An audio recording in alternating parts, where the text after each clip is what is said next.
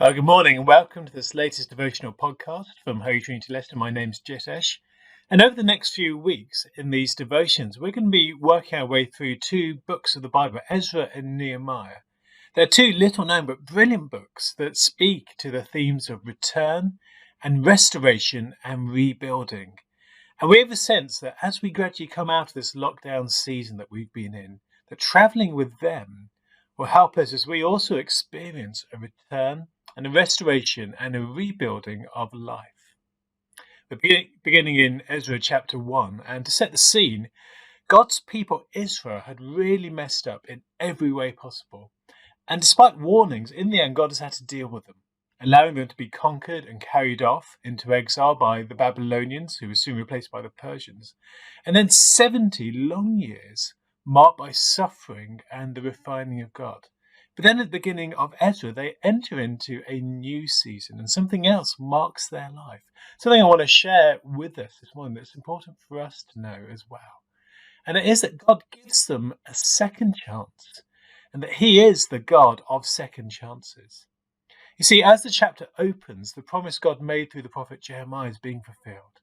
That through a decree made by the Persian king Cyrus, who ruled over them, the ancient promise 70 years previously made in Jeremiah 29:11 that God had made, that He'd bring them back home and restore them, was being fulfilled. Cyrus issues a royal edict that whoever wants to could return back to Jerusalem and rebuild the temple, and even that people should give them material possessions and provision to help them with the rebuilding. And that edict has effect. The return begins. Israel starts coming home. And this return is a bit like a repeat of the book of Exodus, when Israel first journeyed into the promised land to take possession of it. As with them, they were provided for by those who ruled over them. Back then, it was the Egyptians who gave them provision out of their treasures, as God predicted. And this time, the Persians do exactly the same thing. This is a second Exodus. It's a chance to re-enter the promised land and to start again. That God's given them the promise of a second chance, and He keeps that promise for them. And it's important for us to realize this is something that's really fundamental to who He is. When things go wrong for His people, those who call by His name, He doesn't give up on them, but He promises time and time again to give them a second chance.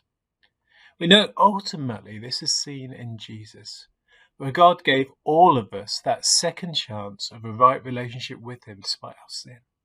It's really interesting. The early church father Athanasius spoke of it as comparing humanity to a portrait that God had made of His image, a portrait that's been defaced. But then in Jesus coming to us, rather than throwing out that portrait, the subject of the portrait comes and sits again, and the likeness is redrawn, the portrait's fixed, and we get a second chance of life through Him with God. And this is true on the individual level as well. The book of Lamentations says that God's mercies are new every morning, great is His faithfulness. That no matter how much the previous day we've messed up, every single morning brings new mercies, a second chance through Jesus and His cross. It's a matter of God's faithfulness to us.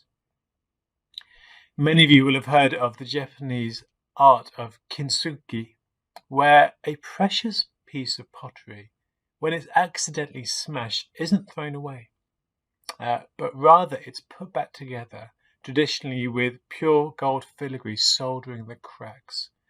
And the repaired piece is returned to usage more valuable than before, with all these golden lines crisscrossing it, the golden marks of its shattering that are just incorporated into its second chance to bring beauty and fulfill its purpose. And that's how God acts with us time and time again. He gives us second chances to display His beauty, to fulfill our purpose. And each time we mess up, each time things happen that cause brokenness, He takes the past, as messy and as fractious as it is, and solders it together with pure gold of His love and His redeeming power, and brings about something that's just more beautiful, that He can use again. He gives us second chances. And I believe that in the COVID crisis and the lockdown, that it's been a world-shattering event, hasn't it? But I also believe that God's been doing this with his people, and that coming through the other side of it, we'll bear those marks, those works of gold. And God will give us a renewed chance to display his glory as a people and to fulfill his purpose for us. And we're learning as we go along what that is. But I also believe that God's been doing this for individuals on an individual level. It's really interesting that in Ezra chapter 1 to note that when the exiles returned to Jerusalem to rebuild the temple, they come bearing both new gifts of provision that the Persians had given them, but also, it says in the chapter, they come back with the original temple items of gold and silver to be used in the temple again. That they return and rebuild life using God's provision, both old and new. And for us, in our slow return to a more normal season of life, seeking to rebuild life, really, for many of us, it's a second chance at it. And the call is, in this second chance, to combine both the old and the new. The old life, the good parts of what existed before the lockdown crisis, but also the new things that God has been teaching us in this time, that he's done in this time through it. Things aren't going to be the same. Life has permanently changed as a result of what's gone on. It would be wishful thinking to think anything else. But there is a call that this is a second chance. It's a new chance. It's going to be different. But learning what God has done through this time, bringing about the new in combination with the old, God can do something wonderful. A new purpose, a new destiny, a new beauty to life. It's interesting, going back to our series, that we'll see that in the return of the exiles to the promised land, as they rebuild and they restore life as it was, with a new sense of life and purpose, that firstly, the rebuilding happens in the temple in Ezra.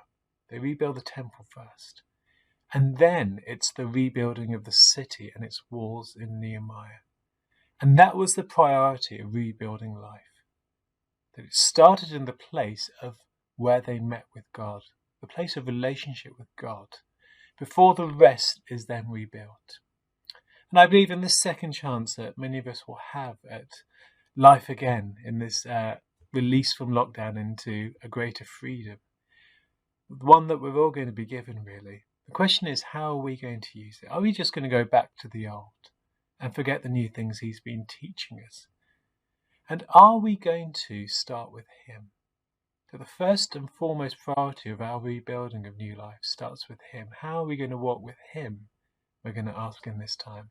And then how are we going to restore everything else that has been lost?